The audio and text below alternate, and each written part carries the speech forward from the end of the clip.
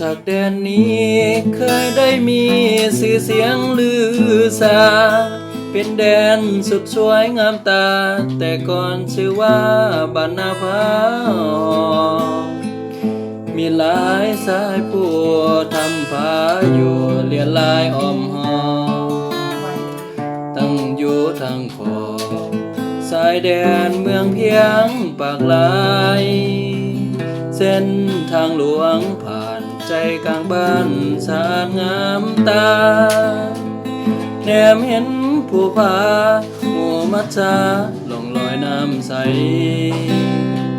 เสียงนกห้องส่งจิตพะวงพาให้หลงไหล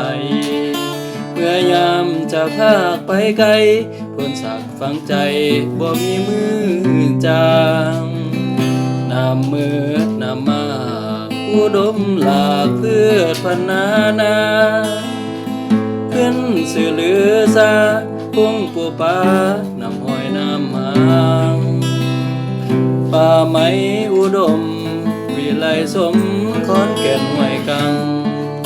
น้ำปานสื่อเสียงก้องดังห้อยแสบหรือสื่อหาใส่เทียบทันคนจากแดนนี้ให้ได้มาเห็นแล้วติดใจ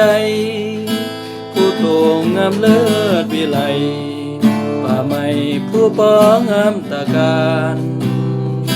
ในยามเช้าถึงเนินผู้มีแสงตะวันคนจากลาวันใครก็ฝันอยากได้พบผ่าน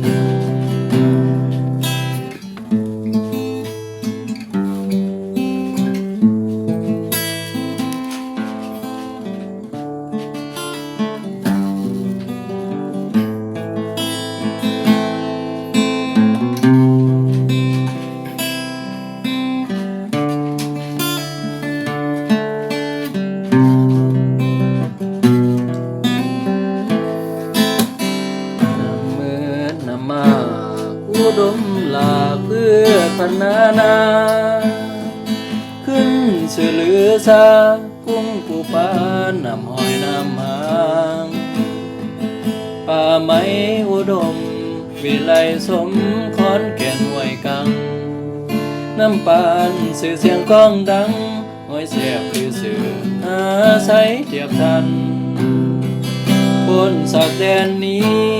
ให้ได้มาเห็นแล้วติดใจผู้โต่งงามเลิศวิไลป่าไม้ผู้ปองงามตาการในยามเช้าตรู่ถึงเนินผู้มีแสงตะวันพ้นจากลาวันใครก็ฝันอยากไปพบผ่าน